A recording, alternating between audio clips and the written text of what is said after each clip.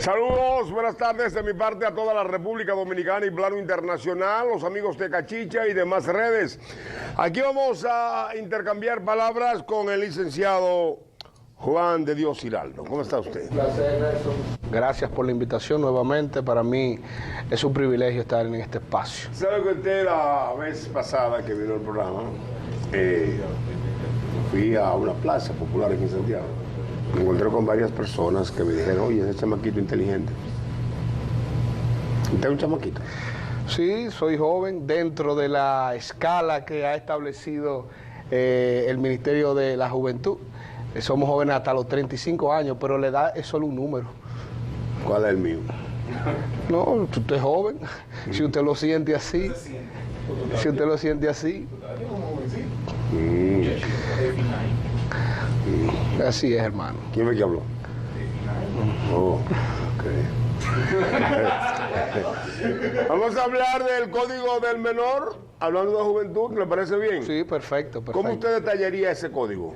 Excelente, porque realmente este código fue aprobado, la ley 136-03 fue aprobada en el año 2003, mediante en el año 2001 un consejo ejecutivo, un consejo de gobierno sobre la infancia se reunieron y teníamos que adecuar el Código del Menor hacia una protección efectiva de los niños y niñas y adolescentes. Este código contempla un sinnúmero de cuestiones fundamentales como es la presunción de minoridad, los deberes y derechos que tienen los niños, el deber de los padres, pero también contempla una parte respecto a la nacionalidad. Los niños tienen todo el derecho a un nombre, un apellido, una nacionalidad. Y hay una parte un poquito escabrosa que es en cuanto a las penas, el derecho penal juvenil. Muy bien. Es importante establecer que nosotros hemos tenido leyes relativas a los menores de edad desde 1918. Los norteamericanos, mediante una ley, una orden ejecutiva 168, ordenaron una cuestión que se llamaba la manutención. Ok. Desde el 18. La manutención. Manutención. Eso es lo que pagan ustedes, los que tienen hijos en la calle. No, todos los padres tienen ese deber de manutención. Pues después se creó una ley de paternidad en el 28. O sea, todos los padres tienen que pagar manutención. Obligatoriamente. Padres y madres. No importa en el salón que estén, no importa en el lugar que estén, no importa en el lugar, nada. Tienen que pagar como quiera, mantener muchachos. Sí, hay una presunción de paternidad también de la mujer casada. ¿Cómo así? Bueno, si tú estás casada... No, ella está casada. Ella está casada, sí, exacto. Sí, sí. Y está embarazada, el hijo se presume del esposo. Que de él. Exactamente, entonces tiene que pagar. Pero también si una mujer dice, el hijo es de fulano. ¡Ay! Entonces tú puedes ir a un juzgado de paz y ponerle una pensión, porque hay una cuestión fundamental que es el interés superior del niño. Y mientras tanto, el Estado debe proteger ese interés superior. Ahora bien, si tú dices que ese muchacho no es tuyo, cuando se cumpla el plazo y nazca, tú le sometes a una prueba de paternidad y si no sale que es tuyo, te tienen que devolver el dinero. Ah, pero mientras tanto él tiene que ir... Sí, por el interés superior del niño. Interés superior. Interés superior del niño. Muy bien, vámonos ahora a la fase de la adolescencia, donde se cometen delitos y se entiende en los últimos años que los adolescentes... Usted está bien de todo. Sí, yo estoy bien, yo estoy bien. Hable ahora. Yo estoy bien, yo estoy bien. Bueno, seguro. Se conoce en los últimos años que un sinnúmero de adolescentes cometen fechorías, errores con premeditación y alevosía. O con premeditación. La alevosía ya no existe dentro de la dogmática penal. ¿De quién? La dogmática, del contexto penal. ¿Qué dogmática? Dogmática, el derecho. En la génesis del derecho, el concepto de alevosía no es una causa de agravante, porque se entendía por alevosía tú disfrutar de la comisión de una infracción. Ya eso no es un agravante. Se ha escindido de esa. Pero la de esa premeditación palabra. sí. Sí, la premeditación y acechanza son agravantes para los crímenes y delitos. Bueno, entonces, en esa fase, cuando una persona tiene menos de 18 años, ¿cómo le llamamos? El Código del Menor, el artículo 222, está dividido por grupos. Se llaman grupos etarios, grupos de edades. De 13 a 15 años y de 16 a 18 años. Una persona menor de 13 años no es imputable. Ok, si llega a los 15, sí. No. De 13 años en adelante es una persona penalmente responsable. Después de los 13. 13 años cumplidos. De 13 a 15 años, usted es responsable penalmente. Y el máximo de la pena que le va a corresponder son 5 años. 5 años. Pero con la modificación que operó en el año 2013 de la ley 136-03, se modificó mediante la ley 106-13, los menores de 16 a 18 años, que no tengan los 18 años, son responsables penalmente y pueden cumplir una sanción hasta 8 años. Hasta 8 años. Hasta 8 O sea, cometen un error y por más grave que sea, 8 años de cárcel. Sí. ¿Estamos preparados en ese capítulo para reeducar a esa persona que tiene un chip nuevo, quiera ser o no? Realmente los menores se entienden que son capaces de consentir, incapaz de consentir. Entonces, no es lo mismo un menor que comete un delito que un adulto, porque biológicamente, mentalmente, se entiende que esa persona no tiene la madurez de sus acciones, y entonces las penas se ven como medidas socioeducativas. Socioeducativas. Entonces, hay alguien que decía, educa a los niños para que no castigues a los hombres. Entonces, nosotros somos signatarios de la Convención de los Derechos de los Niños y Niñas Adolescentes, una convención aprobada por las Naciones Unidas en el año del 89. Y entonces, como somos parte de esa convención, nosotros debemos velar por la protección de los menores de edad. Si bien es cierto que se ve con cierto recelo cuando un menor comete un acto gravoso, sí, que lacera a la sociedad, tenemos que ver en el contexto donde se comete la infracción. Entonces, regularmente, quien comete esa infracción es un menor de los extractos más bajos de esa sociedad. Siempre.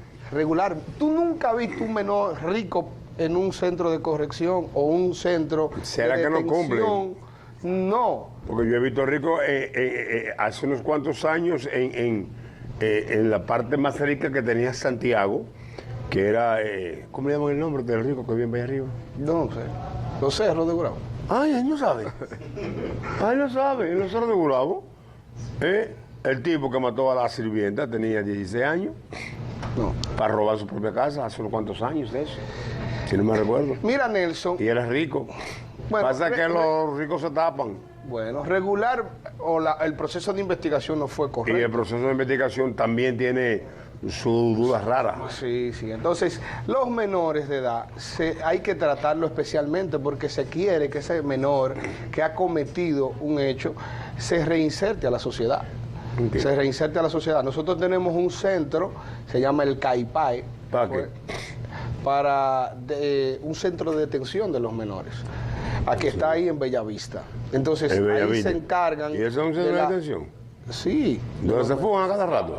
No, eso fue reformado. Eso fue reformado hace poco con una inversión millonaria por parte del Estado Dominicano, sí, y adecuaron ese centro donde el menor adolescente pueda hacer... ¿Usted trabaja allá? No trabajo allá, pero tengo la información porque fui defensor público y entonces nosotros nos tocaba visitar esos centros. Ese centro no estaba adecuado y fue remozado para reeducar, resocializar y reinsertar a ese menor adolescente. Muy bien, una pregunta, licenciado Giraldo. ¿Usted está de acuerdo con el código y las penas? ¿O usted entiende que debe de existir una variante en el mismo? Yo no estoy de acuerdo con el aumento de penas. Las penas históricamente no han servido de nada. Los males, la delincuencia históricamente en países como del tercer mundo son producto de una sociedad desigual, de los grupos excluidos son los que buscan controlarlo socialmente a través de las penas. Y vuelvo y repito, ¿por qué en Australia el nivel de criminalidad es bajo? ¿Por qué en Finlandia? ¿Por qué en Noruega? ¿Por qué en Dinamarca el nivel de criminalidad es mínima? Porque los problemas sociales están resueltos. En una sociedad donde los problemas básicos no están resueltos, eso incentiva la criminalidad. Entonces, no haces nada aumentando las penas si tú no sacas de raíz esos males sociales. Okay. Entonces, por ejemplo, los romanos castigaban el robo de manera drástica. El primer robo te mochaban una pierna, el segundo robo te cortaban la nariz y al tercer robo te ahorcaban. Y te pregunto yo, ¿y los robos han seguido? Siguen igualito. ¿Eso es dónde? En Roma, en la antigua Roma. Había una ley, la ley Porcia, la ley Sálica, instauraban esos delitos. ¿Usted se imagina un viaje a Roma de Felipe Bautista y yo, con escala allá? No, pero en la antigüedad, estamos hablando de la antigua Roma. Ah, no, pero eso está vivo. Entonces, científicamente está demostrado que las penas de larga duración no sirven para nada, no reforman. Y nosotros tenemos en nuestra Constitución el artículo 40.16 que las penas son para reeducar, resocializar y reinsertar. El nivel de criminalidad en República Dominicana va en aumento porque tenemos más de un 28% de los jóvenes que ni estudian ni trabajan, los llamados ninis. Y entonces cuando tú tienes eso, más una sociedad que incentiva el consumo, al sexo, a los tenis Jordan, a los motores, sí. Entonces tú estás incentivando a la comisión de infracción. Por ejemplo, nosotros somos el segundo país de América Latina donde las menores se inician sexualmente más temprano. ¿Aquí? 13 años de edad, la edad de iniciación sexual. Entonces, ¿qué tú estás mandando ese mensaje? Porque nosotros tenemos una moral muy elástica. Sí. Entonces, 13 años iniciándose sexualmente. Tienen hijos menores de edad, muchachos teniendo otros muchachos, sin conocimiento, sin educación. Y sin a dos a veces, muchacho. Sí, sin educación y viniendo de los extractos más bajos, con necesidad. ¿A qué incentiva eso? Eso incentiva la delincuencia. Y te pregunto yo, ¿y si mañana exterminamos a toda esa población, pero seguimos con la misma desigualdad y igualmente seguirá la delincuencia? Entonces, sí, nosotros tenemos que ver que los problemas sociales van de la mano con el auge de la criminalidad y que las penas podemos meterle cadena perpetua, pero si tú estás pasando hambre y el único medio de sustento que tú tienes que hacer es coger una pistola y cometer un atraco, tú no te vas a morir de hambre. Entonces, cuando nosotros entendamos que los problemas sociales es la génesis de la criminalidad, nosotros seremos un mejor país. Muy bien, le agradezco muchísimo, hermano licenciado, gracias. Usted detalla muy bien, me encanta cómo usted se expresa. No, muchas gracias. Y detalla, no, usted está viendo con todo está bien. No. Y me gustaba, cuando yo salí de aquí... Sí, tenga cuenta.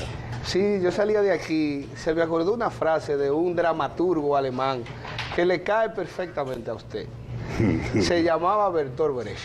Y dice de la manera siguiente... Bertolt Brecht. Hay hombres que luchan un día y son buenos.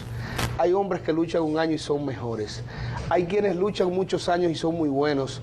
Pero están los que luchan toda una vida. Esos son los imprescindibles.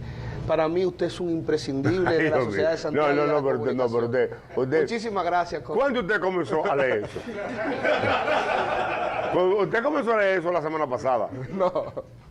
No. Imprescindible. Imprescindible. Usted es un imprescindible. Siga luchando. Usted también ganó. No.